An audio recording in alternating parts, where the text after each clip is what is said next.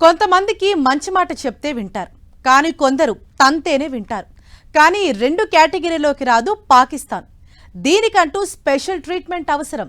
అందుకే భారత్ ఆపరేషన్ సింధూర్ అనేది ఓ నిరంతర ప్రక్రియగా తీసుకుంది. అంతేకాదు, సింధు జలాల ఒప్పందం నిలిపివేత, గగనతలం మూసివేసిన తర్వాత కాస్త గ్యాప్ ఇచ్చి ఇప్పుడు రెండో రౌండ్ వాయించడానికి రెడీ అయింది. అసలు ఏవైతే ఆయుధాలు తన దగ్గర ఉన్నాయంటూ బీరాలు పలికిందో ఆ అణుబాంబులను కూడా పాక్ చేతిలోంచి జారిపోయేలా స్కెచ్ వేసింది భారత్. అదేంటో మీరే చూడండి.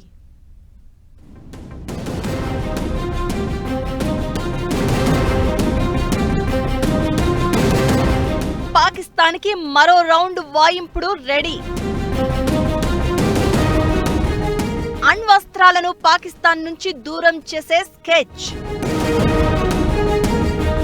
భారత్ ఆపరేషన్ సింధూర్లో భాగంగా చేసిన దాడిలోనే విలవిలలాడిన పాకిస్తాన్కి మరో రౌండ్ వాయింపుడుకు భారత్ సిద్ధమైంది.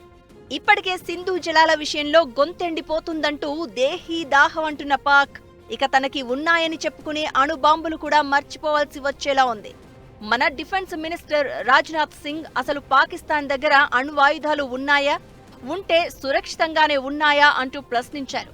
పదే పదే అణుబాంబులేస్తామంటూ తమని బెదిరించిన పాక్ దగ్గర న్యూక్లియర్ వార్ హెడ్ల పరిస్థితి ఏంటో గ్లోబల్ వాచ్ డాగే పరిశీలించాలంటూ డైలాగ్ వేశారు.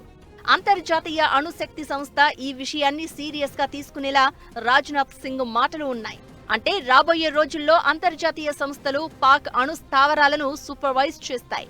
అదే సందర్భంలో దాని కార్యక్రమం తీరుతెన్నులపై కూడా అసలు వాస్తవాలు బయటపడతాయి. ఓ రకంగా రాజ్నాథ్ సింగ్ చెప్పిందే జరిగితే international atomic energy agency Pakistan దగ్గరున్న ఆటం బాంబులు, అణ్వస్త్రాలు స్వాధీనం చేసుకుంటుంది.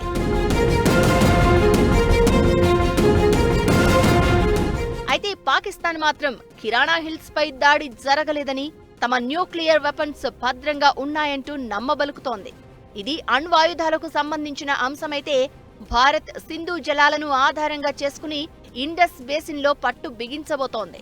ఇప్పటికే నిర్మాణంలో ఉన్న 2 హైడ్రో పవర్ ప్రాజెక్టులతో పాటు మరో 3 ప్రాజెక్టులను శరవేగంగా నిర్మించేందుకు ప్రతిపాదనలు సిద్ధం చేసింది.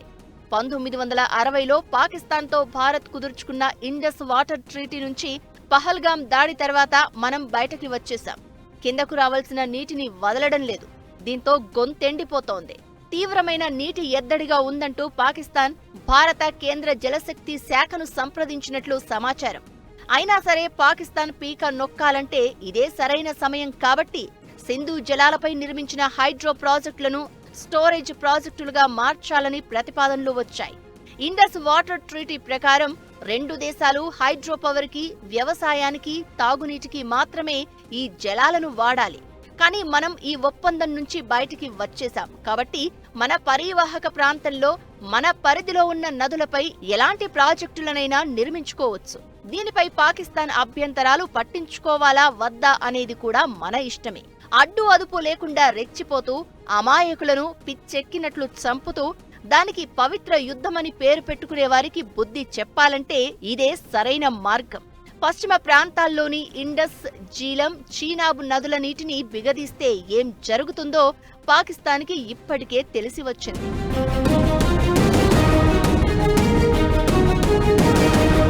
తాజా సమాచారం ప్రకారం సావల్కోట్ స్టేజ్ 2తో 1856 మెగావాట్ల ప్రాజెక్టు, కిర్తాయ్ స్టేజ్ 2తో 930 మెగావాట్ల ప్రాజెక్టు, దుల్హస్తీ స్టేజ్ 2తో 260 మెగావాట్ల ప్రాజెక్టులను చీనాబ్ నదిపై కట్టేందుకు భారత జలశక్తి మంత్రిత్వ శాఖ ప్రతిపాదనలు సిద్ధం చేసింది.